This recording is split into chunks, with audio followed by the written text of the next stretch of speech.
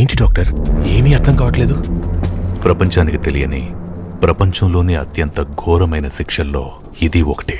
ఈ గంటని ఎన్నో లోహాలతో కలిపి చేశారు. ఎవరినైనా తిరిగేసి దీని కింద సరిగ్గా కట్టికొట్టినట్టయితే దాని నుండి వచ్చే సౌండ్ వల్ల మొదటి గంటకి చెవుల్లో ఇయర్ డ్రమ్స్ పోయి ఏవీ వినపడదు. తర్వాత ఇంకో 2 మూతలకి మెదడులో నరాలు చిట్లి ఇంటర్నల్ బ్లీడింగ్ మొదలై బీపీ నెమ్మదిగా 0 అయి ప్రాణం విలవిల్లాడి చనిపోతారు.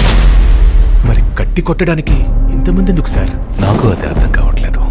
ఎప్పుడు అక్కడ కట్టు ఉన్నవాడు చనిపోయాడో లేదో అని నిర్ధారించుకోవడానికి నేను ఒక్కనే వచ్చేవాడిని. కానీ ఈసారి ఇంతమంది ఎందుకు వచ్చారో నాకు కూడా అర్థం కావట్లేదు. తెలుసు కదా, తేడాలు వస్తే ప్రాణాలు పోతాయి. ఫోటోలన్నీ సరిగ్గా రావాలి. 1కి 10 సార్లు జాగ్రత్తగా చూసుకో. ఆ పనులోనే ఉన్నాను సార్, నాకు వదిలేండి.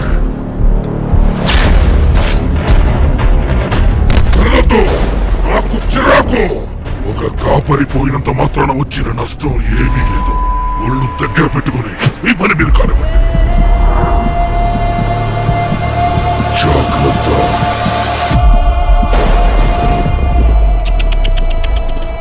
కాబోలు ఎందుకు? మన బాస్ మరి కాసేపు చచ్చిపోతున్నాడు. ఈ ముగింపే ఆయన ఓటమి.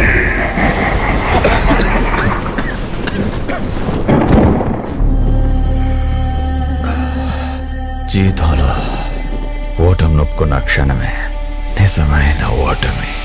రే, నన్ను చూస్తే ఒప్పుకునే వాళ్ళ కనిపిస్తున్నాను అంటావా? అయినా చావు గురించి మాట్లాడుతున్నావు కదా, నిన్నొకటి అడుగుతా. అసలు చావు అంటే ఏంటి?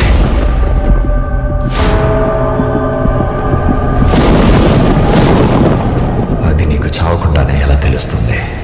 త్వరలోనే తెలుసుకుంటా, ప్రామిస్. బాస్ అంటున్నారు, మరి కిందున్నోడు శిక్ష చేయడం ఏంటన్నా?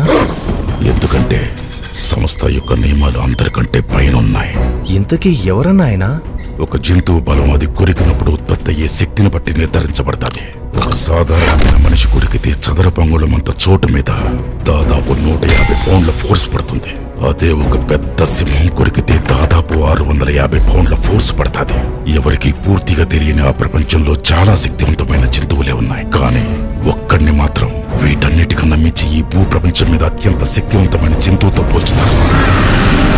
అది కొరికితే అక్షరాల 40,000 పౌండ్ల ఫోర్స్ పడతాది. 40,000 పౌండ్ల అంటే 100 సింహాలు ఒకేసారి కొరికినట్ట? ఏంటన్నా అది? దాని పేరే మెగా లోడాన్. మెగాలో డాన్ అంటే పెద్ద పెద్దోళ్ళు డాన్ అన్నా? పోనీ అలాగే అనుకో. ఈ కథ రాక్షసులతో నిండిన సముద్రాన్ని కుదిపేసి రాజైన మనిషిది. అతని